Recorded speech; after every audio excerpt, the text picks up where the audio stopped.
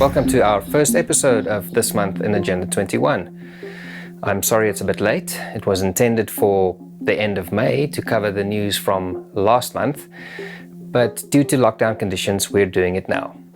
Well, he finally pulled the trigger, didn't he? We will be today terminating our relationship with the World Health Organization and redirecting those funds to other worldwide and deserving urgent global public health needs. That, of course, leaves the Bill and Melinda Gates Foundation as the WHO's biggest funder. The Bill and Melinda Gates Foundation and China, the largest funders to the WHO and its Immunization Agenda 2030, the global strategy to leave no one behind, where the Gates Foundation is also project management partner. On top of the billions in investments in ID 2020 through Microsoft and Gavi to track and control activity of people across the planet. On top of the investments we detailed in sickness surveillance and skepticism. On top of the billions invested in blanketing the Earth and video surveillance satellites. On top of the investments in setting up the 5G infrastructure to enable all the necessary collection of data. You know, of all that and the level to which Gates has infused himself into the United Nations systems that we have no way of holding accountable. If this doesn't make you uncomfortable, you are either stupid or part of the problem. MasterCard joined the ID 2020 Alliance about 2 weeks ago. The ID 2020 Alliance was, of course, also heavily featured in our Overt 19 video. About a week after MasterCard joining the Alliance, a Harvard lawyer on the ID 2020 Technical Advisory Committee resigned from the Alliance over concerns the organization will get involved with immunity passports. The type of immunity passports Bill Gates, who is up to his eyeballs in ID 2020, described. Eventually, what we'll have to have is certificates of who's a recovered person, who's a vaccinated person, because you don't want people moving around the world. So eventually there will be sort of this digital immunity proof that will help facilitate the global reopening up. Where do people think this is heading? Digital immunity certificates giving you permissions to fly? What about permissions to buy? What about permissions to be in certain places? What about permissions to leave your smart city sector? The Lancet published a study that led to the World Health Organization terminating its trials in hydroxychloroquine. As we showed you in Overt 19, the World Health Organization have gone out of their way for months now to not recognize hydroxychloroquine as an effective treatment for coronavirus infections. There is only a couple of problems with that Lancet study. This paper that came out, it was published in the Lancet, over 671 hospitals that they grabbed data from.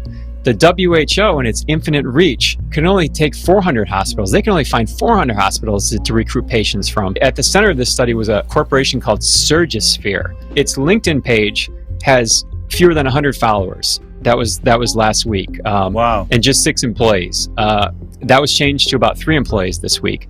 It claims to run one of the largest and fastest hospital databases in the world.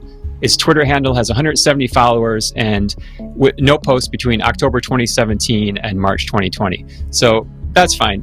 Twitter doesn't equate to scientific integrity. Until Monday, its Get in Touch link on its website, it redirected it to a cryptocurrency website. So people are raising doubts of, well, how do hospitals get in touch with this company? A search of publicly available material suggests several of Surgisphere's employees have little or no data or scientific background. An employee listed as a science editor appears to be a science fiction author and fantasy artist. Another employee listed as a marketing executive is an adult model and event hostess. The study reports that 63,315 hospitalized patients with COVID-19 met the inclusion criteria in North America prior to April 14th, 2020. Now, at that time, there were only 66,000 cases. Let's move on to Africa, because this was a worldwide study. Africa had over 15,000 COVID-19 patients reported across the entire continent by the African CDC at the time of the study was capturing the data. The quote from an investigative article says, the study reports patient data from Africa that requires sophisticated patient monitoring technology and electronic medical record systems, cardiac monitoring practices during COVID-19, and the sophisticated equipment necessary to do so make it highly unlikely that cardiac arrhythmia data is available for such a large percentage of patients in Africa. Same thing happened in Australia. The Guardian reached out to a lot of the official reporting systems in Australia, and they said we have no relationship with this company. And then it goes right into an open letter. So we have an open letter to The Lancet and its editor, Richard Horton. It includes 182 signatories, raised 10 issues with the methods and data.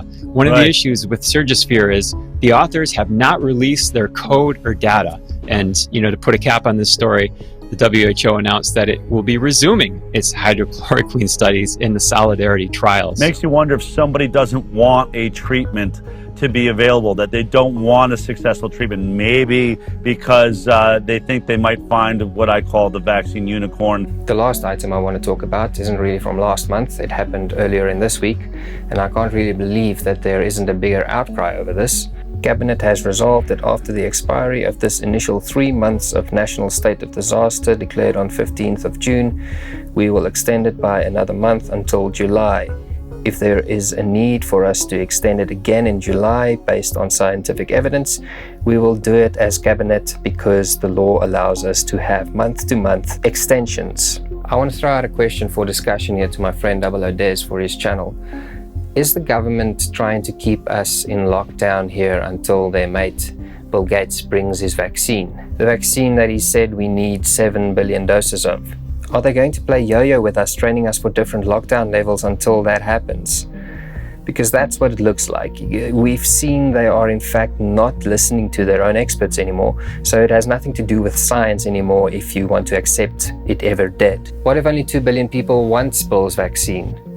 What if only 2 billion wants to be tagged and tracked by the systems he's spent billions and billions on over at least a decade period?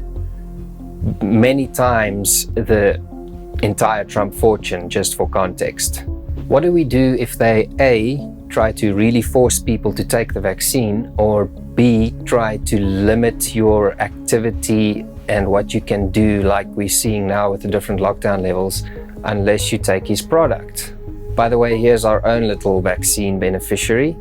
Magda Huertica is very eager to explain how our company became the biggest individual shareholder in Oxford University's COVID-19 vaccine. Business Insider reports about a shakeup at OSI, Oxford Sciences Innovation, that came after months of internal wrangling over strategy at the fund, linked to the emergence of a new largest shareholder, South African investment vehicle Bravos Capital, that acts as a vehicle for Signia, where Huertica is CEO, and that now reportedly owns 20% of OSI. In its October roadshow, Signia said it is targeting 5 times capital growth in the Oxford Sciences innovation over the next 5 years, with returns expected to increase exponentially. Magda, are you cheering for longer lockdown until your vaccine is ready and becomes a mandatory get out of your own house card?